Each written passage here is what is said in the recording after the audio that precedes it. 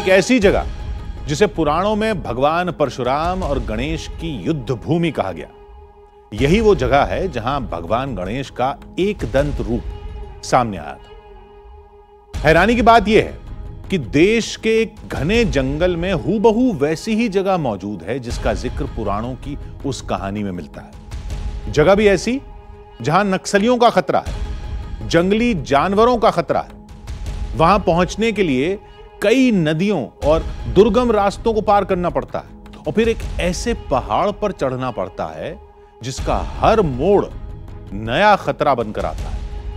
पूरे दिन की मशक्कत के बाद हमारी टीम मंजिल तक पहुंचने में कामयाब रही। जब हम वहां पहुंचे तो कुछ ऐसी तस्वीरें वहां सामने थी जो आज तक किसी टीवी कैमरे में कैद नहीं हुई।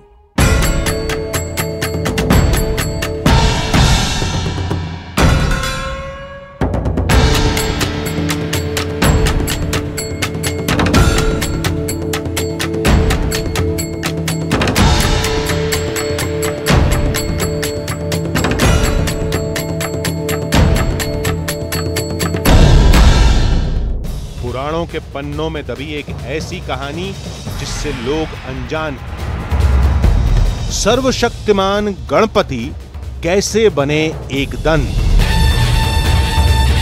विघ्नहर्ता के एक दांत को परशुराम ने क्यों तोड़ा? हमें बताया गया कि छत्तीसगढ़ के जंगल में एक ऐसा धाम है जहां विनायक के एक दंत होने का रहस्य छुपा है। एक ऐसा राज जो आज तक किसी टीवी कैमरे में कैद नहीं हुआ।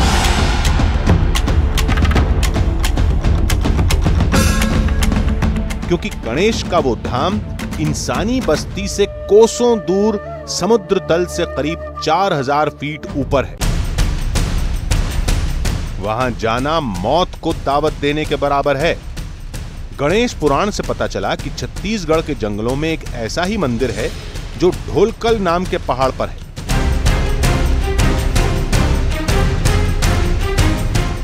हमारे लिए इतनी जानकारी काफी थी। फिर हम निकल पड़े अपने सफर पर और हमारी मंजिल थी दिल्ली से करीब 1600 किलोमीटर दूर छत्तीसगढ़ का दंतेवाड़ा।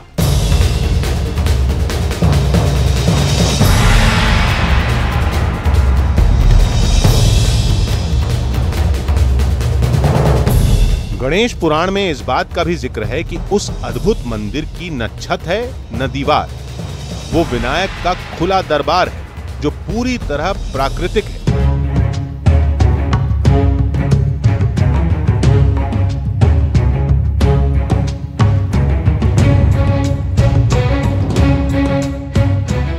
सफर के दौरान हमें लंबोदर की एक लीला के बारे में पता चला जो उनके एक दंत होने से जुड़ी है। कथा के मुताबिक एक बार महर्षि परशुराम महादेव से मिलने कैलाश पर्वत पहुंचे।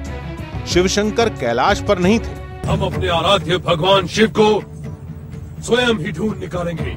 जिन्हें ढूंढते हुए परशुराम पार्वती के घर पहुंचे, जहां घर के बाहर गणेश पहरा दे रहे थे। हे विचित्र प्राणी, कौन है तू? हट जा मेरे मार्ग से। हमें अपने आराध्य भगवान शिव के दर्शन करने हैं। लेकिन गणेश ने परशुराम को अंदर जाने से रोक दिया। बात बढ़ती गई। फिर परशुराम और गणेश में युद्ध छिड़ गया।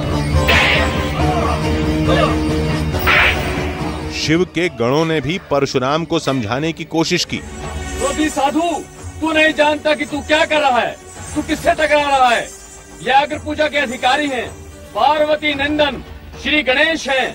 शीघ्र कैलाश से लौट जा, नहीं तो तू अपने इन प्राणों से हाथ धो बैठेगा। लेकिन परशुराम ने एक नहीं सुनी और गणेश पर वार करते रहे।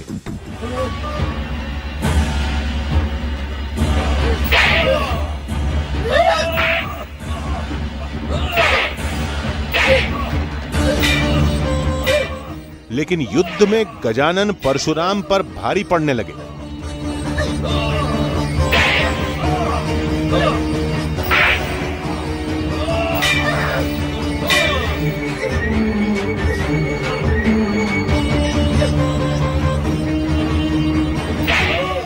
परेशान परशुराम ने भगवान शिव का नाम लेकर अपने फरसे से हमला किया और इस वार से गणेश का एक दांत टूट गया। मैं अपनी शिव भक्ति को दांव पर लगाकर अपने आराध्य भगवान शिव का नाम लेकर तुझ पर प्रहार करता हूँ। ओम नमः शिवाय।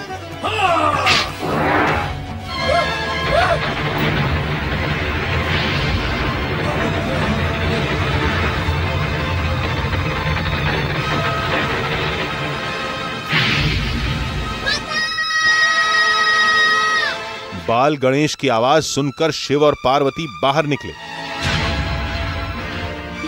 चोट तो नहीं पहुंची पुत्र?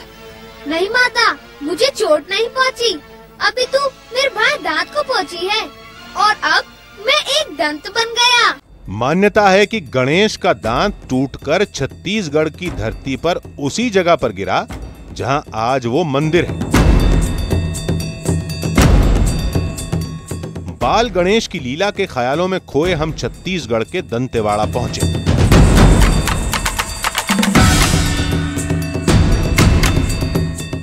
देश की राजधानी दिल्ली से 1600 किलोमीटर दूर छत्तीसगढ़ में दंडकारण्य के जिस जंगल में लाल आतंक का खौफ बसा है, क्या दंडकारण्य के उसी जंगल में स्थापित है भगवान गणेश की एक ऐसी प्रतिमा जिसे खुद धरती से क्षत्रियों को विहीन करने वाले परशुराम ने बनाया था? क्यों दंडकारण्य के इस जंगल में परशुराम ने बनाई भगवान गणेश की प्रतिमा? क्या है दंडकारण्य के इस जंगल में परशुराम और भगवान गणेश के बीच हुए युद्ध का सच? कहाँ है दंडकारण्य के इस जंगल में ढोलकल गणेश की चमत्कारिक प्रतिमा? इन सारे सवालों के जवाब जानने के लिए हमें लाल आतंक के साम्राज्य वाले दंडकारण्य के इस जंगल का दुर्गम सफर तय करना होगा।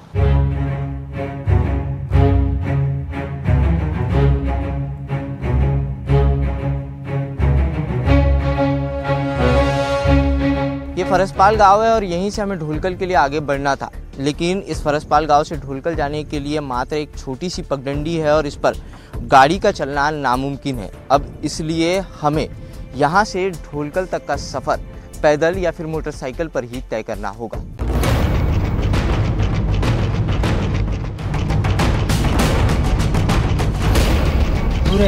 सर, यहाँ पे कई पहाड़ों को पार करके जाना पड़ता है और इनके इस पहाड़ के आखिरी चोटी में गणेश जी की प्रतिमा है जिसे ढोलकल कहा जाता है। अब हमारे सामने जंगल पार करने की चुनौती थी। यहीं से शुरू होता है दंडकारण्य के जंगल में बसी गणेश प्रतिमा तक पहुंचने का सफर। दंडकारण्य के इस घने जंगल में बंदूकधारी नक्सलियों के अलावा खुखार जंगली जानवरों से भी जान का खतरा है, लेकिन ढोलकर की गणेश प्रतिमा से जुड़े सारे सवालों के जवाब पाने के लिए हमें यह खतरा मोल लेना ही होगा।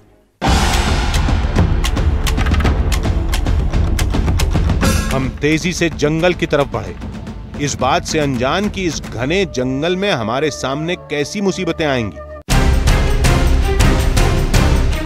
अभी हमें इस घने जंगल को पार करना था, फिर पहाड़ पर चढ़ाई चढ़नी थी, उसके बाद पहाड़ की सबसे ऊंची चोटी पर पहुंचना था। मौसम तेजी से खराब हो रहा था, बारिश का खतरा भी बढ़ता जा रहा था। ऐसे हालात में जंगल को पार करके पहाड़ पर चढ़ना खतरनाक साबित हो सकता था। क्या हम गणेश के उस रहस्य लोक तक पहुंच पाए या रास्ते की मुसीबतों ने हमारे हौसले को पस्त कर दिया? क्या गजानन का वो अद्भुत मंदिर पहली बार टीवी कैमरे में कैद हो पाएगा?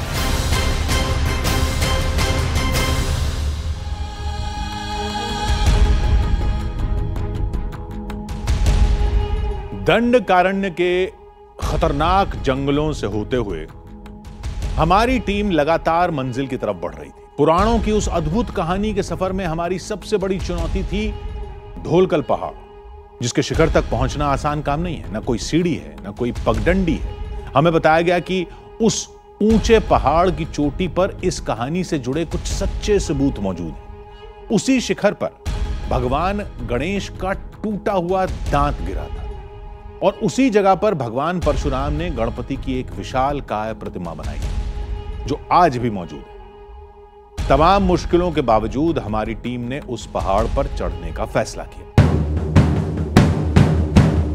जंगल के खतरों से अनजान हम ढोलकल की गणेश प्रतिमा की तरफ बढ़ते जा रहे थे। जंगल में रास्तों को पहचानना मुश्किल होता है, सभी एक जैसे लगते हैं। कई बार लगा कि हम घूमकर उसी जगह पर आ गए जहां से थोड़ी देर पहले गुजरे थे। दंडकारण्य के इस घने जंगल में हम 2 घंटे से ज्यादा तक का सफर तय कर चुके हैं, लेकिन इस जंगल में अभी तक इंसान की कोई आवाजाही नहीं दिखाई दी। अद्भुत, अविश्वसनीय और अकल्पनीय। अब मैं आपको जो मंजर दिखाने वाला हूँ, यह मंजर देखकर आपके मुंह से यही शब्द निकल पड़ेंगे। मौत के मंजर और सारी झकझोर देने वाली बाधाओं को पार करने के बाद आखिरकार हम पहुंच ही चुके हैं दंडकारण्य की वादियों में सबसे ऊंची चोटी पर विराजित ढोलकल गणेश प्रतिमा के समक्ष। और यह है उस प्रतिमा का नजारा। आप लोग देख सकते हैं कि वादियों में बसी, वादियों में विराजित इस गणेश प्रतिमा का यह नजारा किसी स्वर्ग की अनुभूति से कम नहीं है। इन वादियों में ये गणेश प्रतिमा बादलों से भी ऊपर विराजित है।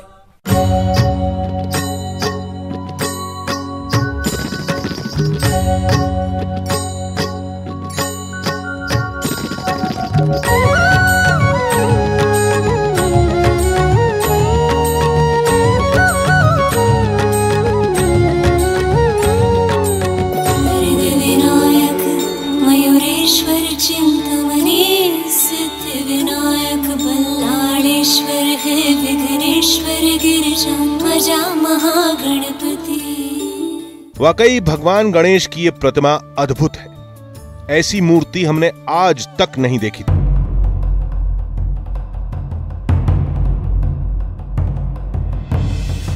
करीब 4000 फीट की ऊंचाई पर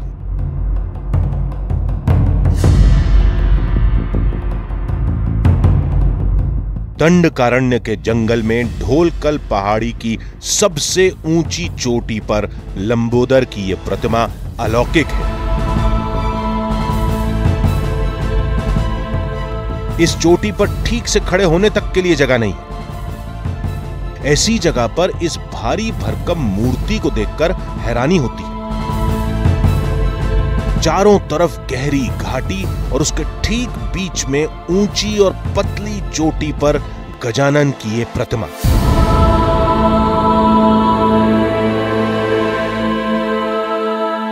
मान्यता के मुताबिक जब परशुराम ने फरसे से गणेश का दांत तोड़ा तो टूटा हुआ दांत इसी जगह पर गिरा था। कहा जाता है कि गणपति के दांत तोड़ने के पश्चाताप में भगवान परशुराम ने इस जगह पर प्रतिमा को अपने हाथों से गढ़ा था। लेकिन अब भी यह अद्भुत मूरत हमसे दूर थी। सबसे खतरनाक सफर तो अभी बाकी था।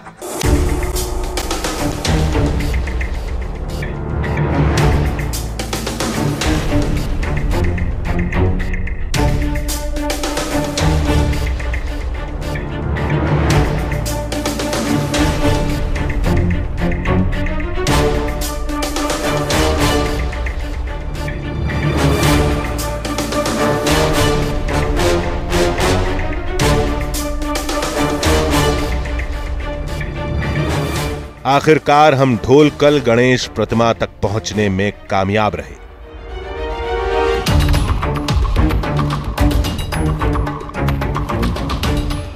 हम जिस देश में रहते हैं वो देश है पौराणिक और काल्पनिक कथाओं का देश, और इस ढोलकल गणेश प्रतिमा को लेकर भी ऐसी एक पौराणिक और काल्पनिक कहानी है। इस मूर्ति के ढोलाकार होने की वजह से इस गणेश प्रतिमा का नाम पड़ा ढोलकल गणेश प्रतिमा। लेकिन इसकी सबसे बड़ी मान्यता यह है कि यह मूर्ति परशुराम ने बनाई है। लेकिन हमें इस जगह पर ऐसा कोई साक्ष्य नहीं मिला जो इस गणेश प्रतिमा से जुड़ी कहानियों को साबित करता हो। इस बात में कोई शक नहीं कि गजानन की प्रतिमा और ये जगह अद्भुत है। ये प्रतिमा साधारण नहीं है, भव्य है, बहुत सुंदर है। अगर आप उसको देखें तो अन्य गणेश प्रतिमाओं के से अलग इस प्रतिमा को देखने में आपको एक सम्मोहन सा महसूस होगा कि सुंदर मुकुट है, एक मतलब जो आकृति है वो भी बड़ी भव्य है। और इसको मतलब इसके पिछले कुछ दिनों पहले पुरातत्व विभाग ने इस प्रतिमा को ठीक से जोड़ा है और अपने बनाया है। लेकिन इससे उस कहानी की पुष्टि नहीं होती जो ढोलकल गणेश को लेकर लोगों ने सुनाई थी। लेकिन इसे महज कथा मानकर खारिज भी नहीं किया जा सकता। जो घटना कहती है कि दोनों के बीच युद्ध हुआ और युद्ध होने के बाद फरसे से गणेश का एक दांत कट गया। दक्षिण बस्तर में अधिकतर प्रतिमा, इस जो प्रतिमा है गणेश की, ढोलकल प्रतिमा, उसमें आप देखें कुछ विशेषताएं हैं। पहला, जनेऊ जो है साकल के आकार का है और दूसरा, हाथ में दांत है। एक हाथ में उन्होंने दांत पकड़ा हुआ है। कुछ ऐसी बातें हैं जिन पर गौर करना भी जरूरी है। इस ढोलकल गणेश प्रतिमा का जिक्र पुराणों में कैसे मिलता है और पुराणों से जुड़ी हर कथा के तार दंतेवाड़ा की इस जगह से कैसे जुड़ते हैं, और सबसे अहम बात, इंसानी बस्ती से सैकड़ों मील दूर जमीन से 4000 फीट की ऊंचाई पर इतनी पतली चोटी पर, जहां आज भी पहुंचना खतरे से खाली नहीं, ऐसी जगह पर गणेश की इतनी बड़ी प्रतिमा कैसे पहुंची?